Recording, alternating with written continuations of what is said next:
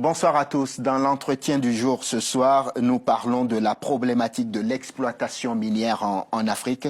Mamoudou Bari, bonsoir. Bonsoir. Merci d'avoir accepté notre invitation. Vous êtes diplômé en droit des affaires et fiscalité.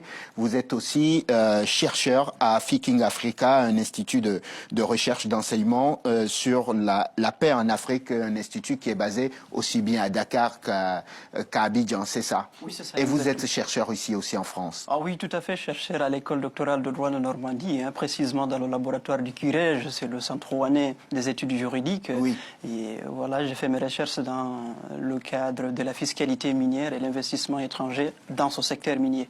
Ça tombe bien. Nous allons parler de l'exploitation minière. Pour que nos téléspectateurs comprennent bien la question que nous allons traiter ce soir, comment pourrons-nous définir l'exploitation minière ? L'exploitation minière, dans le sens primaire du mot, c'est l'ensemble des activités d'extraction des minéraux en vue d'en disposer à des fins utilitaires ou commerciales. Oui. Et puis, mais il faut surtout savoir que l'exploitation minière, dans le sens générique, englobe aussi la recherche minière, donc l'exploration et puis les activités de transformation industrielle, bien entendu. Donc c'est la première étape, la deuxième étape, vers une troisième étape qui est la commercialisation de ces produits miniers. Quand on évoque l'exploitation minière, l'autre question qui nous vient en général à l'esprit, c'est qui sont les acteurs des activités minières en Afrique? Très bien, c'est une bonne question.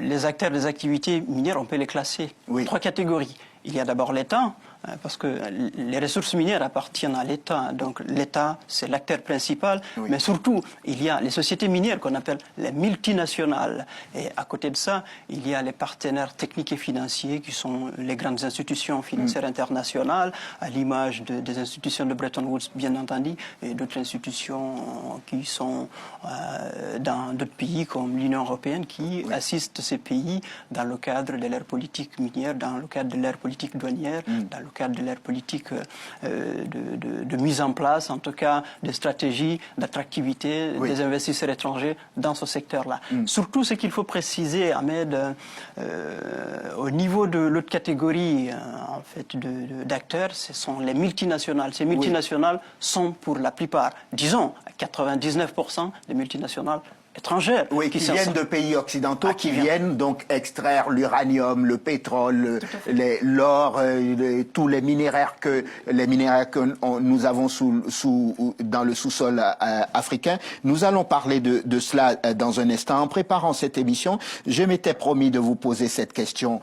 Comment expliquez-vous le décalage qu'il y a entre les ressources minières que nous avons sur le continent et la misère que l'on voit au quotidien en Afrique? C'est extrêmement catastrophique. Mais quand vous parlez de cette question, vous avez en fait, vous êtes révolté, pour ne pas dire choqué, parce que quand on est choqué, c'est pour un moment, mais quand on est révolté, c'est irréversible. Le continent africain, je le rappelle, a déjà, disons, les 2 tiers des réserves de matières premières dans le monde se trouvent en Afrique. Vous dites 2 tiers? 2 tiers des réserves mondiales de matières primaires viennent de l'Afrique. Quand vous prenez par exemple la Guinée, en matière de bauxite, simplement, qui est en fait ce minerai qui permet d'avoir de l'aluminium, la Guinée dispose de plus de 40 milliards de tonnes de bauxite, capable d'approvisionner l'industrie mondiale de l'aluminium pendant plus de 500 ans, soit 3 fois, en tout cas en matière de durée, plus long que tout le pétrole connu sur Terre. Le Niger, qui produit de l'uranium, c'est des études de la Banque mondiale que je suis en train de vous lire, des études des institutions crédibles. Vous prenez le Niger, un pourcentage énorme du nucléaire français dépend de l'uranium du Niger. Vous prenez le Congo, je parle de la RDC, un tiers des réserves mondiales de cobalt viennent du Congo. Et pourtant, ce continent est décrit comme un continent pauvre. Finalement, on ne sait pas si c'est un continent qui est pauvre ou c'est un continent qui s'appauvrit. Moi, je dirais, dans un autre sens, c'est un continent riche appauvri. C'est-à-dire appauvri, bien sûr, par les politiques d'exploitation de ces ressources-là. C'est vrai que nous n'allons pas mettre simplement la responsabilité sur les étrangers. L'Afrique en a la responsabilité, peut-être même à 80%, parce que si nous disons que ce sont les Occidentaux, ce sont les multinationales qui exploitent mal, ou en tout cas qui ont une dominance, pourquoi nous n'avons pas pu résister? Pourquoi nous n'avons pas pu résister? C'est une question que je me pose, parce que dans les années 40, le Qatar n'avait pas de pétrole. C'est dans les années 40 qu'on a découvert le pétrole. Mais aujourd'hui, le Qatar a la souveraineté sur son pétrole. Quand vous regardez le Japon, l'Afrique d'aujourd'hui ressemble un peu au Japon des années 40.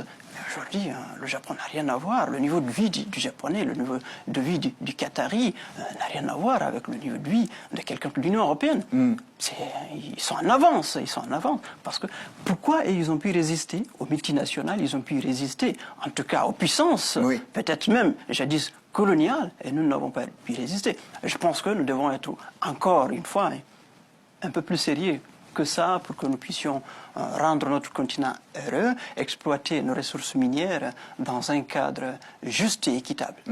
Si je résume votre pensée, vous dites l'Afrique est un continent qui est riche, qui a tout ce qu'il faut dans son sous-sol, et même au-delà. Et que ce décalage que nous observons aujourd'hui entre la misère permanente quotidienne aujourd'hui et ces ressources qui sont dans le sous-sol, qui sont exploitées par des multinationales, qui repartent dans les pays occidentaux, c'est d'abord notre faute, nous les Africains. Faute, nous en avons une, bien entendu, parce qu'il y a la corruption. Oui. Dans ce secteur-là, c'est le secteur le plus opaque, le secteur des ressources naturelles. De façon générale, l'histoire le connaît, c'est le secteur le plus opaque. Il y a un problème de transparence qui est là. Comment les marchés se passent.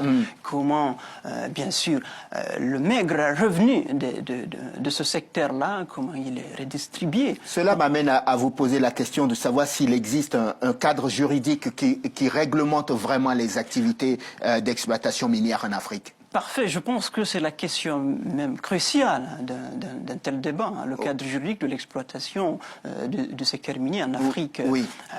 C'est là où vous parlez des codes miniers, vous allez parler des codes d'investissement, vous allez parler en fait des conventions minières, et puis vous parlez des actes administratifs unilatéraux. C'est le cas des permis de recherche et puis des concessions, j'en passe. Quand vous prenez les codes miniers, c'est dans ces codes miniers-là où toutes disons les obligations des sociétés minières, les obligations de l'État sont décrites. Mais quand vous faites aujourd'hui une lecture panoramique des codes miniers africains, vous êtes étonné de voir que l'Afrique construit des codes extrêmement attractifs de l'investissement étranger, de façon à ce que c'est comme si l'Afrique dit aux investisseurs « venez, c'est pour vous, vous exploitez ». Alors que à mon avis, j'aime souvent dire ça avec mes amis de recherche au niveau de l'école doctorale, que les ressources minières, ce ne sont pas des champignons, ça ne pourrit pas le lendemain. Il faut exploiter, mais exploiter dans un cadre juste et équitable. Et quand vous revenez sur, disons, le cas des conventions minières, quand vous voyez les clauses de stabilité fiscale, douanière, qui sont insérées dans ces clauses, vous ne comprenez pas. C'est extrêmement difficile dans ce sens-là d'aller vers un développement de l'Afrique, vers en tout cas un retour de ces minéraux-là vers les populations pour que les gens puissent entrer en possession des ressources, bien entendu, qui sont les leurs. Pardonnez-moi cette question. Est-ce qu'en Afrique, on a bien des conseillers juridiques, des personnes qui sont au fait de comment ça se passe ailleurs? Pourquoi nous ne suivons pas les exemples des pays qui ont réussi à exploiter au mieux leurs ressources? Je pense qu'il y a une volonté politique qui est là, mais il y a une question aussi de transparence. Une question de transparence. L'Afrique ne manque pas de ressources humaines, même si, encore une fois, il faut mettre ça entre guillemets, parce que le domaine minier, c'est un domaine extrêmement complexe, c'est un domaine extrêmement technique. Avoir des ingénieurs, c'est une chose, mais avoir des experts en matière de montage financier, en matière de rédaction des contrats miniers, qui sont là, qui peuvent faire 20 ans, 30 ans, 40 ans, c'est des formations extrêmement pointues qui nécessitent, en tout cas, non seulement une spécialité, mais aussi une expérience sur tout ça. parce que quand vous voyez aujourd'hui les clauses qui sont insérées dans les conventions minières, je vais vous donner simplement un exemple d'une convention minière, c'est le cas de, je ne vais même pas appeler ça une convention, c'est l'accord transactionnel que la Guinée a signé avec, la République de Guinée bien sûr, a signé avec la société Rio Tinto. Oui.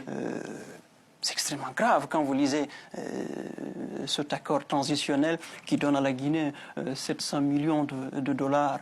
Mais quand vous regardez le contenu, vous considérez cet accord-là comme un deal financier, oui, comme un prêt, pas à 0%, mais un prêt plutôt à 100%.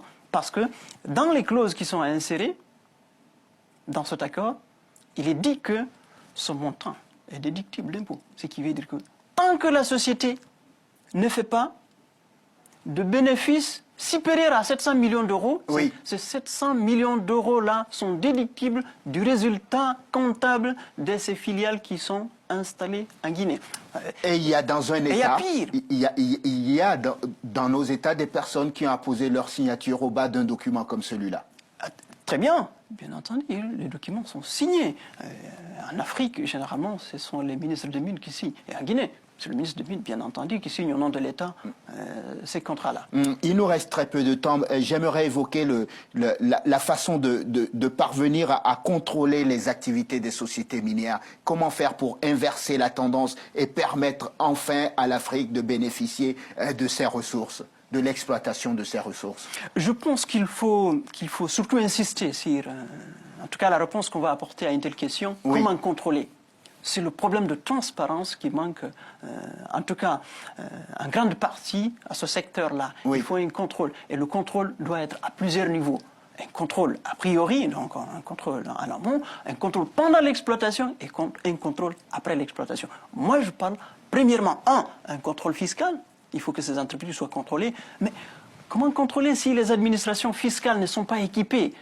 Les agents de ces administrations fiscales et douanières ne sont pas bien formés dans ce sens-là, parce qu'il faut qu'on se dise la vérité. Oui. Quand 50 avocats font un montage financier pendant des centaines d'heures, ce n'est pas 10 agents de l'administration fiscale qui arrive à 10 heures et qui part à 11 heures qui saura déceler tout ce qu'il y a. Tout cela. Oui. Donc là, c'est un. Et deuxièmement, il faut un contrôle parlementaire. Au-delà du contrôle fiscal, il faut un contrôle parlementaire. Il faut que les représentants du peuple puissent avoir un droit d'égard sur les activités minières. Un contrôle, a priori, d'abord, en mettant une législation claire, et puis en diligentant des enquêtes parlementaires pour savoir exactement est-ce que ces sociétés minières respectent leurs obligations fiscales, leurs obligations juridiques, leurs obligations financières, environnementales et sociales, oui, inclus dans ces conventions. Donc il faut un contrôle. Et puis, vers la fin, il faut contrôler que ces sociétés minières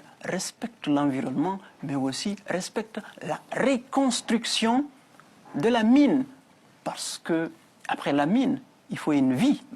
Après, donc il faudra que les gens essayent de revenir reconstruire l'environnement écologique qui est là. Oui, qui a été détruit. Malheureusement, nous arrivons au terme de notre entretien. Juste une question très rapide. Le 5 février prochain, vous participez, si j'ai bonne mémoire, à une conférence débat organisée par l'Institut Viking Africa, sur le thème de l'exploitation de nos ressources et le rôle de l'État face aux multinationales. C'est quoi l'objectif et où se déroule cette conférence? L'objectif de la conférence, notamment, c'est d'expliciter toutes ces questions que nous venons d'entamer de façon un peu brève. Oui. La conférence se tiendra à Rouen, à la maison de l'université.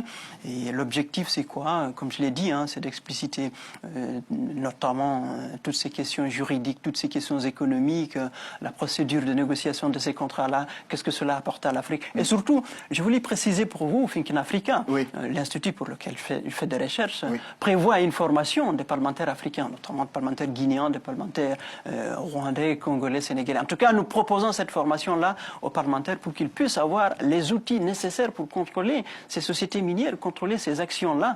Et je n'allais pas, en fait, terminer sans dire ce mot. L'organisation de cette conférence-là est bien entendu soutenue par l'association des étudiants nigériens, mais aussi l'association des Guinéens de Normandie qui partent sur le terrain pour mobiliser en tout cas tous les ressortissants, la diaspora africaine aussi des Français, voilà, parce que la conférence sera animée par des universitaires et des professionnels.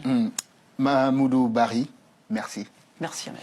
Diplômé en droit des affaires et fiscalité, chercheur à Afiking Africa, un institut de recherche d'enseignement sur la paix et qui est basé à Dakar et à Abidjan. Merci d'être venu dans l'entretien du jour. J'aurai le plaisir de vous accueillir à nouveau à d'autres occasions pour qu'on évoque d'autres problématiques liées au continent africain.